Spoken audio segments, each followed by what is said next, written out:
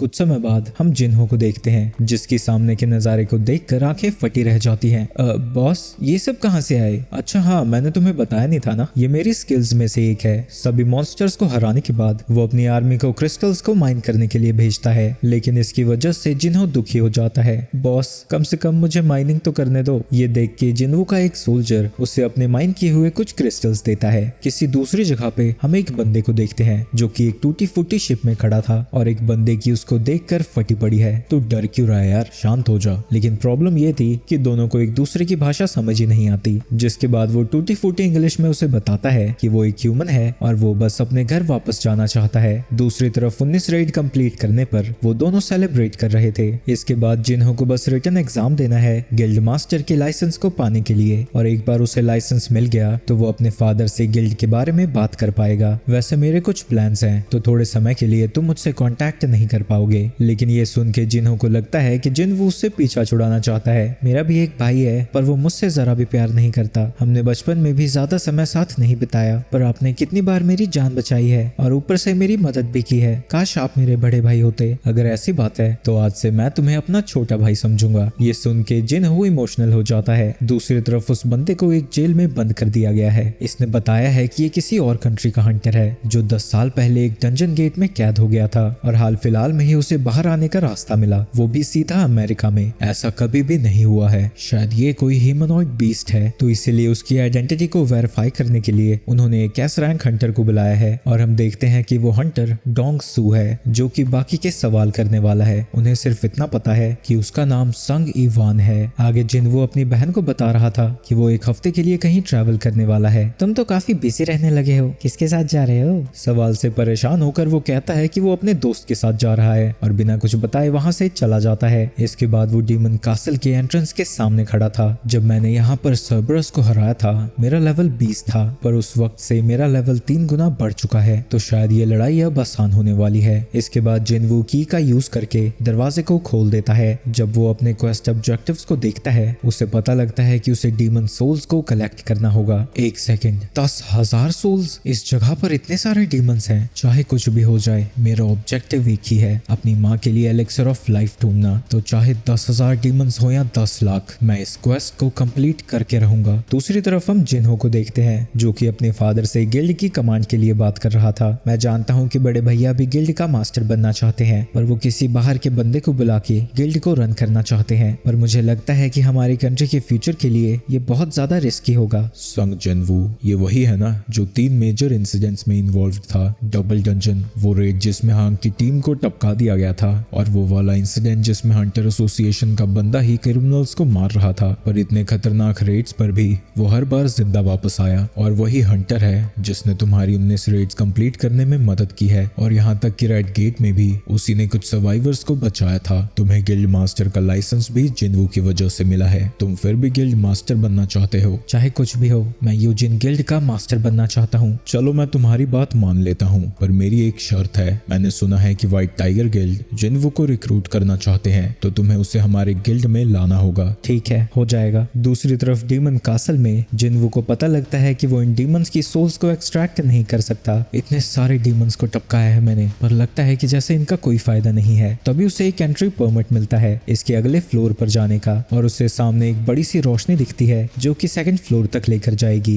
ये डंजन है कितना बड़ा, ऐसा लगता है कि एक पूरा का पूरा शहर एक बिल्डिंग के अंदर घुसा पड़ा है। पर अब चलते चलते वो थकने लगा था, तो वो भालू सवारी के लिए उन बेयर्स के लीडर को समन करता है। वो बीस्ट फुल्ली स्पीड में आगे बढ़ता जाता है, और जो डीमंस उनके सामने खड़े होते हैं उन्हें सैल्मोन की तरह उड़ाता हुआ आगे चला जाता है। उसकी पावर्स को देखकर जिन्हो भी इम्प्रेस हो जाता है, और वो उसका नाम टैंक रखता है। दूसरी तरफ हम चा को देखते हैं जिसे कुछ लड़कियां एडमायर कर रही थी। वहीं वो मिस्टर चोई से की गई बात को याद कर रही थी। उन्होंने डिसाइड किया है कि जेजू आइलैंड की फाइंडिंग्स को वो अभी के लिए सीक्रेट रखेंगे। चा सारी पब्लिक को उसे बताना चाहती थी। अगर हमने ऐसा किया तो जनता में भगदड़ मच जाएगी, तो इससे बेहतर ये होगा कि हम अपनी गिल्ड की ताकत बढ़ाने पर फोकस करें। हम पहले ही कंट्री की सबसे बड़ी गिल्ड हैं। हमारी ताकत जितनी बढ़ेगी उतना ही ज्यादा हम एक्सपैंड कर पाएंगे। दूसरी तरफ जिन्हो ने और भी ज्यादा डीमंस को मार गिराया है। जब मुझे की मिली थी मुझे लगा था कि ये मिशन एस रैंक होगा, पर अभी तक मुझे अपर बी रैंक मॉन्स्टर मिले हैं। उनकी तादाद बहुत ज्यादा है और हर अगले फ्लोर पर उनकी ताकत भी बढ़ती जाती है। लेकिन सिर्फ रिक्वायर्ड मॉन्स्टर्स को मारकर मैं मैं काफी आसानी से आगे बढ़ पा रहा हूँ। अगर ये डंजन टावर की तरह है तो यहाँ पर टोटल 100 फ्लोर्स होंगे, जैसा कि टावर ऑफ ट्रायल्स में था। और वो सोचने लगता है कि 100 फ्लोर पर पहुंचते पहुंचते वो कितना ताकतवर हो जाएगा। जब वो 4000 डीमन सोल्स को कलेक्ट करता है, वो अपनी फूड सप्लाईज को चेक करता है। मैंने जिन्हा से प्रॉमिस किया था कि मैं जल्द ही वापस आ जाऊंगा, पर इसमें तो काफी टाइम लग रहा है। आखिरकार जिनवू 10,000 डीमन सोल्स को कलेक्ट कर लेता है, पर ऐसा करते ही उसके सामने एक मॉन्स्टर्स की आर्मी आ जाती है, जिनके बॉस का नाम रेड कलर में आ रहा था। वहीं दूसरी तरफ आन जिनवू के घर में पहुंचा हुआ है, लेकिन वहां जिन्हा से उन्हें पता लगता है कि वो घर पर नहीं है। रिकॉर्ड्स के मुताबिक जिनवू ना ही किसी रेड में गया है, ना ही कंट्री के बाहर। उसकी लास्ट लोकेशन तो सिटी के बीच में थी। आखिर वो गया कहाँ? डंजन में जिनवू कहता है कि बॉस से वो खुद लड़ेगा और बाकी सब लोग उसकी आर्मी पर ध्यान दो। उसके सोल्जर्स उसके हुक्म को मानकर सभी मॉन्स्टर से लड़ने चले जाते हैं, और अब क्योंकि उसने अपनी इंटेलेक्ट एबिलिटी में ज्यादा पॉइंट्स डाल दिए हैं, अब वो और भी ज्यादा बड़ी आर्मी को समन कर सकता है और उन्हें एफिशिएंटली कंट्रोल भी कर सकता है। और मैजिक पावर इंक्रीज होने की वजह से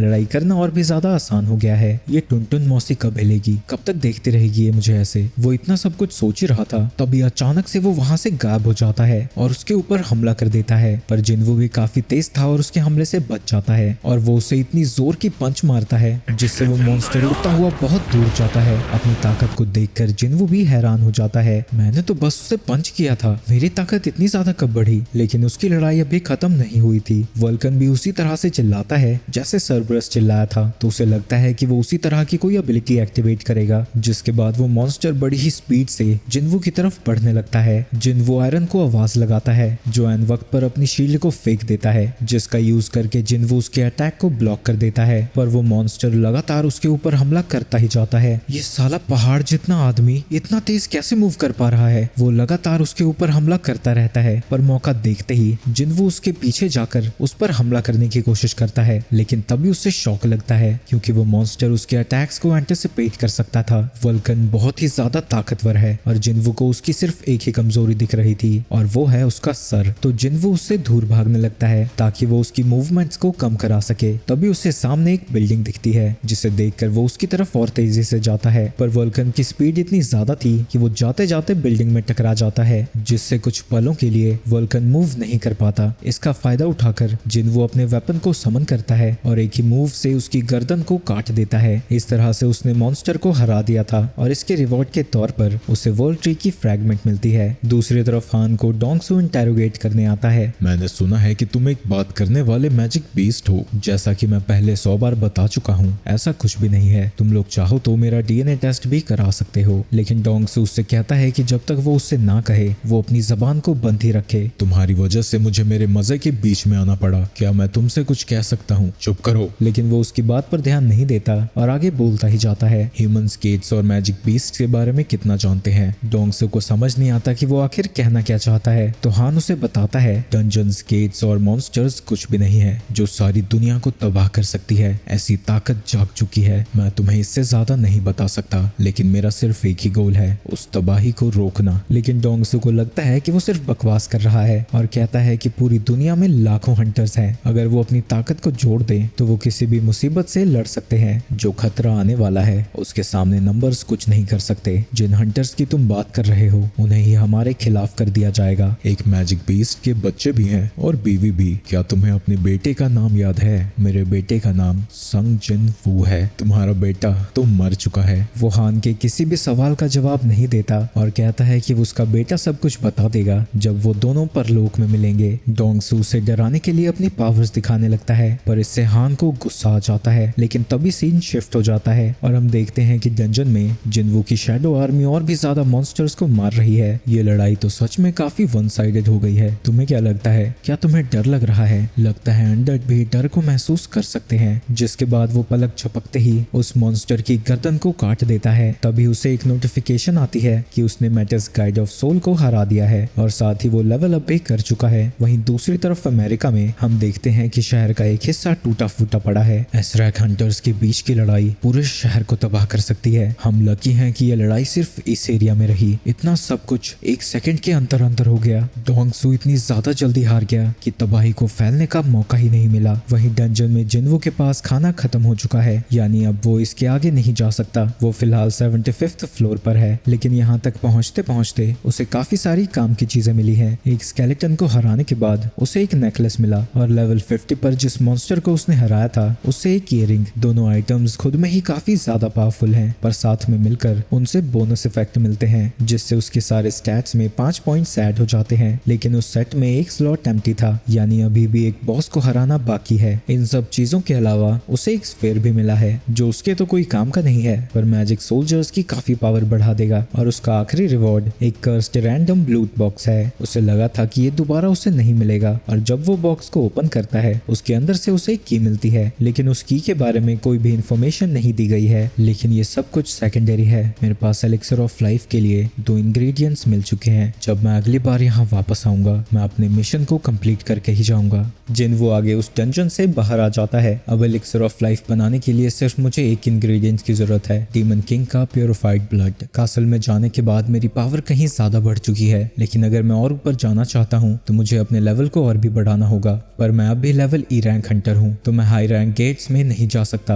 लगता है अब इस नाटक को खत्म करने का समय आ चुका है। आगे हम उसी बिल्डिंग को देखते हैं जहाँ हंटर्स अपना रैंक चेक करवाने पहुंचते हैं। वहाँ पर आन का असिस्टेंट भी मौजूद था जिसकी नजर जिनवू पर जाती है। वो तुरंत ही बाइक को फोन लगाता है, बॉस यहाँ पर वो है, वो अपनी रैंक को शायद रीअसेस कराने पहुंचा है। ये सुन के बाइक हैरान हो जाता है और दौड़ता हुआ वहाँ की तरफ निकल जाता है। आगे जिनवू रीअसेसमेंट के लिए वहाँ पहुंच जाता है। ऑपरेटर उसे बस क्रिस्टल पर अपना हाथ रखने को कहती है, लेकिन मशीन में एक एरर दिखता है तो वो फिर से उसे टेस्ट करती है, लेकिन फिर से एरर ही आता है। उसे लगता है कि मशीन खराब हो गई है। तभी उसका सीनियर वहाँ आता है, जिसके पूछने पर वो बताती है कि मशीन शायद खराब हो गई है। बार बार चेक करने पर उसमें एरर दिखा रहा है। वो बंदा जब चेक करता है वहाँ पर फिर से एरर दिखाता है। ये मशीन खराब नहीं हुई है। एरर का मतलब है कि जिनवू की मैजिकल पावर इसकी लिमिट से बाहर है, यानी वो इस कंट्री का 10th एस रैंक हंटर है। वहीं बिल्डिंग के बाहर हम चोई और वो को देखते हैं जो कि उन्हीं एड्स के बारे में बात कर रहे थे कि उनकी रिपोर्ट अभी तक नहीं आई है। मैंने रेड गेट के बारे में सुना था।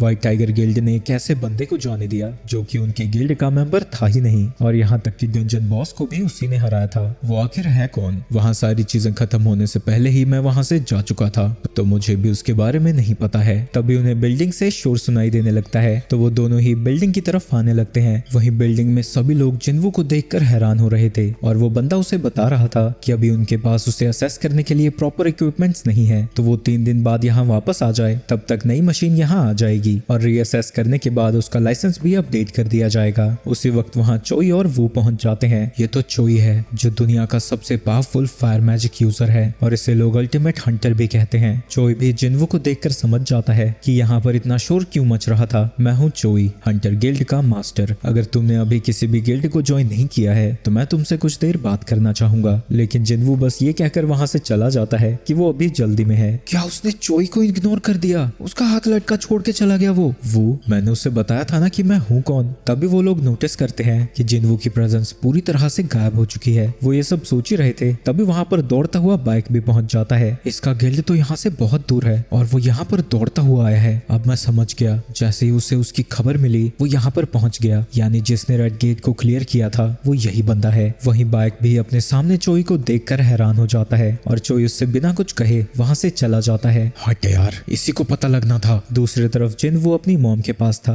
आपको देखकर ऐसा लगता है कि आप कभी भी उठकर मुझसे बात करने लगेंगे। आप फिक्र मत कीजिए, मैं जल्द ही आपको ठीक कर दूंगा। जैसे ही वो वहाँ से बाहर निकलता है, उस रूम के बाहर वो खड़ा था। सर्वेलेंस टीम का काम हंटर्स पर नजर रखना होता है, पर लगता है हमारी आंखें भी धोखा खा गई। क्या तुम मुझे एक क्रिमिनल की तरह इन्वेस्टिगेट कर रहे हो? नहीं, सर्वेलेंस टीम ही हंटर्स को कंट्रोल कर सकती है, लेकिन एस रैंक के मामले में हम भी पावरलेस हैं। तुमसे कोई और मिलना चाहता है, और हम देखते हैं कि वो हंटर एसोसिएशन का प्रेसिडेंट गोगन ही है। तुम एस रैंक हंटर बन चुके हो, इसलिए हम तुमसे सबसे पहले मिलना चाहते थे। पर अभी तो रीअसेसमेंट होनी थी। नहीं, ऐसा कुछ भी नहीं है। वो सिर्फ इसलिए था ताकि हम तुमसे मिल सके। इस पूरे देश को गवर्नमेंट नहीं हंटर्स चलाते हैं। ऐसे में सारी पावर्स सिर्फ यहाँ के 5 गिल्ड्स में बटी पड़ी है। वो भी हंटर एसोसिएशन का टॉप लेवल हंटर है, लेकिन उसका रैंक भी सिर्फ ए है। इसलिए हम ऐसी पावर बनना चाहते हैं जो कि सभी हंटर्स के गिल्ड्स को कंट्रोल कर सके। फिलहाल सारे गिल्ड्स आपस में बैलेंस बनाए हुए हैं, लेकिन अगर तुम किसी को भी ज्वाइन कर लेते हो तो बैलेंस पूरी तरह से बिगड़ जाएगा। इसलिए मैं चाहता हूँ कि तुम हमें ज्वाइन करो और मैं तुम्हें एक अच्छी सी पोस्ट भी दे दूंगा। हाँ, पर जितना पैसा तुम्हें बाकी गिल्ड्स में मिलेगा वो तुम्हें यहाँ नहीं मिल पाएगा। अगर मैं इनके ऑफर को एक्सेप्ट कर लेता हूँ तो मेरी जिंदगी रातों रात पलट जाएगी। ऊपर से सभी लोग चेयरमैन की बात मानते हैं। वो इस कंट्री के सबसे पहले एस रैंक हंटर हैं। मैं लगातार लेवल अप कर रहा हूँ और उन्होंने कब की हंटिंग छोड़ दी है, फिर भी वो मेरे लेवल पर हैं। उन्हें देखकर बिल्कुल नहीं लगता कि वो 80 साल के हैं। काफी सोचने के बाद जिनवू उसके ऑफर को ठुकरा देता है। ये भी बाकी के हंटर्स जैसा ही निकला, इसने भी आखिर में पैसों को ही चूज किया। मेरी जगह बैटलफील्ड पर है, मैं मॉन्स्टर से लड़ना चाहता हूँ। ये सुन के वो शॉक हो जाते हैं। आखिरी बार मेरा दिल ऐसे कब धड़का था, मैं उसकी आंखों को देखकर बता सकता हूँ कि वो झूठ नहीं बोल रहा है। अगर ये मुझे 10 साल पहले मिला होता तो मैं इसके साथ खड़ा होकर लड़ सकता था।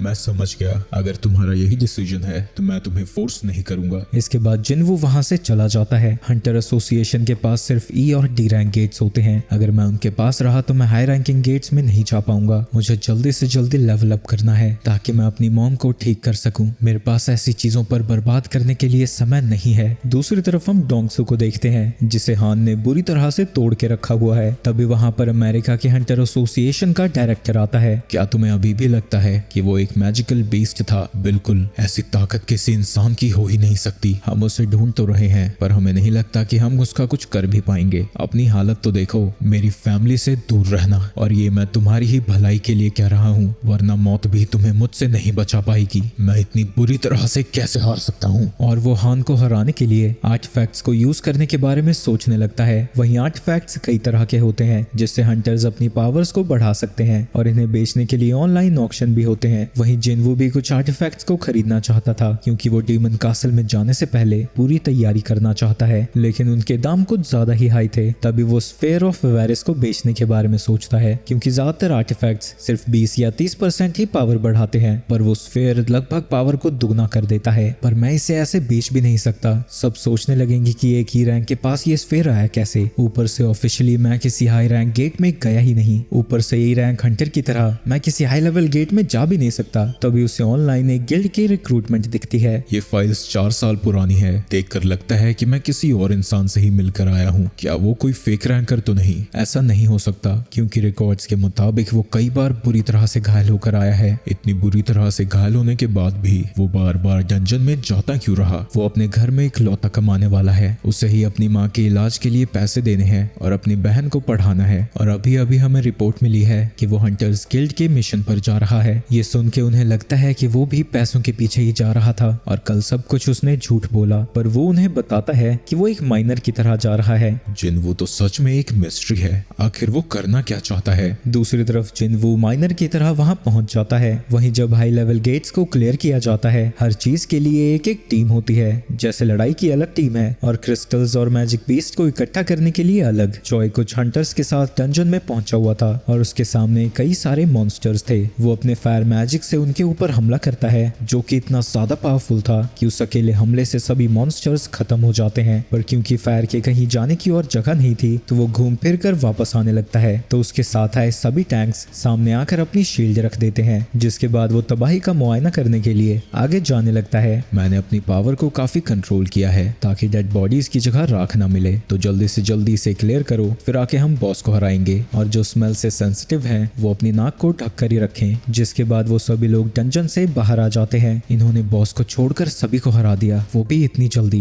कल मुझे ये तो पता लग गया था कि जोई ताकतवर है, लेकिन वो एक ही रैंक डंजन से सभी को बिना किसी खरोंच के बाहर ले आया। वो तो सच में कमाल का है। इसके बाद गेट से चाहे भी बाहर आती है जो कि हंटर्स गिल्ड की वाइस मास्टर है और इस कंट्री की 9th एस रैंक हंटर। इसका ऑरा तो सच में काफी पावरफुल है। तभी चा भी किसी को सेंस करती है, लेकिन वहाँ देखने पर उसे कुछ नहीं दिखता। वहाँ कोई तो था, मुझे ऐसा क्यों लगा जैसे वहाँ प्रेसिडेंट को थे, पर अब वहाँ कोई भी नहीं है। ये तो काफी ज्यादा शार्प निकली। इसके बाद माइनर्स की टीम डंजन के अंदर चली जाती है। वहीं जाते जाते जिनवू एक हट्टे कट्टे बंदे से टकरा जाता है। अरे ओ टेंगू, देख के चल और जल्दी जल्दी काम पे ध्यान दे, यहाँ कमर क्या मटका रहा है। लेकिन जैसे ही जिनवू उसे घूर कर देखता है वो भीगी बिल्ली बन जाता है। सरकार आप अपने हिसाब से काम कीजिए, मैं चलता हूँ। इसके बाद जिनवू जब माइनिंग शुरू करता है सभी लोगों को यकीन नहीं होता कि वो सच में ई रैंक हंटर है। इसके बाद लंच ब्रेक का टाइम हो जाता है, पर जिनवू कहता है कि वो इस एरिया को क्लियर करके बाहर आएगा। लेकिन जैसे ही वो सब लोग वहां से जाते हैं सब कुछ छोड़ छाड़ के वो बॉस की तरफ जाने लगता है। ये बॉस मैटस से तो काफी ज्यादा ताकतवर है। मेरे पास सिर्फ 1 घंटे का समय है, मैं इस मौके को ऐसे जाने नहीं दे सकता। मैं जल्दी से उससे देखकर वापस आ जाऊंगा। लेकिन जैसे ही वो बॉस के पास पहुंचता है उसका इरादा ही बदल जाता है। मुझे इसे नहीं हराना चाहिए। अगर मैंने ऐसा किया तो वो क्रिस्टल बाहर नहीं निकाल पाएंगे और हंटर गिल्ड का बहुत बड़ा नुकसान हो जाएगा, पर मैं उससे थोड़े बहुत पंगे लेकर बाहर तो आ ही सकता हूँ। जिसके बाद वो अंदर जाने ही वाला था, तभी उसे पीछे से आवाज आती है, तुम यहाँ कर क्या रहे हो? और हम देखते हैं कि वो चाही है। मैं तुमसे आखिरी बार पूछ रही हूँ, तुम यहाँ क्या कर रहे हो?